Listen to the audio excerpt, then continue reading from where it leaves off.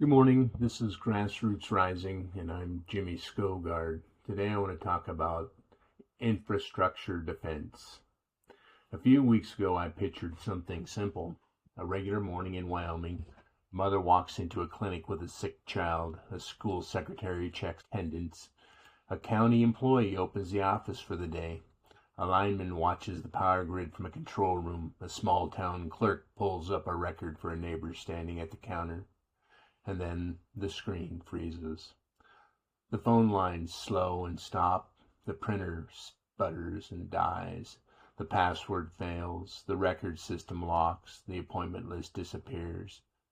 The black screen of death shows up. The backup person has a day off. Nobody knows where the paper forms are kept. That's our infrastructure now. It's pipes and roads, yes, but it's also password servers, routers, cloud accounts, billing systems, school records, hospital schedules, emergency radios, voter files, payroll, and public notices. When those systems fail, life gets real fast. This episode is about infrastructure defense, but I want to talk more than just computers. I want to talk about choice, because the attack on infrastructure is also an attack on our agency, our ability to choose. It's an attack on the regular Joe and the regular Jane who just want a decent life, just want to raise their family, run a business, get care, vote, work, make choices without being pushed around by the chaos. We just want to be left alone. Yet chaos is the point. A person under pressure has fewer choices. A town under pressure has fewer choices. A hospital under pressure has fewer choices. A frightened public becomes easier to steer. That's the true cybersecurity. It's also true in politics, media, advertising, and public messaging. This is where the mind matters. Edward Bernays, one of the early architects of modern public relations, understood something powerful. Public opinion can be shaped by emotion, by habit, fear, desire, and repetition. The old version of public leadership was public rhetoric, appeal to shared values, make the case, and trust in the people to think. The newer version became public relations study. Public relations shape the message, manage the reaction. That does not mean every message is manipulation. Communication can serve the truth. Good leadership explains. Good leadership teaches. Good leadership helps us see clearly. But manipulation does something different. It tries to get past our judgment. It tries to light up the smoke alarm in our minds. Here's the picture I would use. The amygdala, part of the brain, is like a smoke alarm. A smoke alarm is good because it can save your life when the house is on fire. You want that alarm loud. But imagine that alarm going off every time you make toast. Every morning the same shriek, your heart jumps, your hands shake. You run around looking for danger, and after a while you either panic all the time or you stop trusting the alarm. That is what outrage does to the mind. Every headline becomes a fire. Every neighbor becomes a threat. Every disagreement becomes an emergency. Every public issue becomes a battle for survival. And when we live in that state long enough, the thinking part of the brain has to fight to catch up.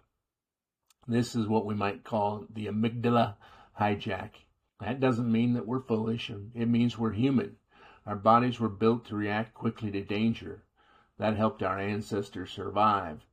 But in a world of phones, feeds, clips, and constant alarms, the same survival system can be used against us, is being used against us. So here's a defense. Pause. When a post, speech, headline, or rumor makes your chest tighten, your face get hot, or your thumb reach for the share button, stop. Wait for 60 seconds. Breathe. Let your brain walk into the room. Then second, ask who benefits from me feeling this way right now. That question changes everything. It moves us from reaction to observation. It turns the lights on. Fear becomes evidence. Anger becomes a clue. Thirdly, name the tactic. In this panic frame, is this emergency false? Is this neighbor being turned into a target?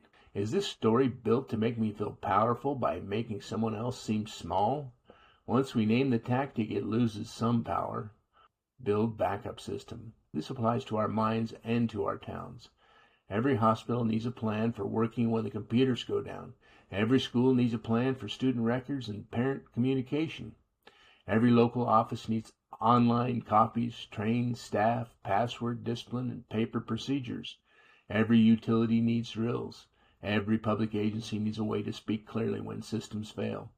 And every citizen needs the same thing inside the mind, a backup plan. When fear hits, pause. When outrage rises, verify. When a rumor spreads, slow it down. When a neighbor gets turned into a target, ask for the full story. This is what infrastructure defense really means. It means protecting the systems that keep us alive. It means protecting the public trust that keeps us together. It means protecting our ability to choose. Because control does not always arrive as a command. Sometimes it arrives as confusion. Sometimes it arrives as panic. Sometimes it arrives as a screen that stops working and a public that has no backup plan. We can do better. We can train. We can prepare. We can build local resilience. We can teach cyber hygiene in schools, churches, clinics, and county offices. We can practice what happens when the system goes down. We can keep paper forms ready. We can back up data. We can know who calls whom. We can help our neighbors before the panic starts. And in our civic life, we can do the same. We can stop letting every alarm choose our next thought. Agency means the ability to decide our future for ourselves. That means our minds belong to us. Our towns belong to us. Our public systems belong to us. Our choices belong to us. Have you ever felt pushed, managed, frightened, or worn down by constant alarms? If you have, this is your moment. Pause. Verify. Prepare. Help your local office, school, church, clinic, or volunteer group build a backup plan. Our children's and our grandchildren's legacy is in our hands now. Join the movement at ScoGuard2026.org. And thank you for listening, and I'll talk to you tomorrow.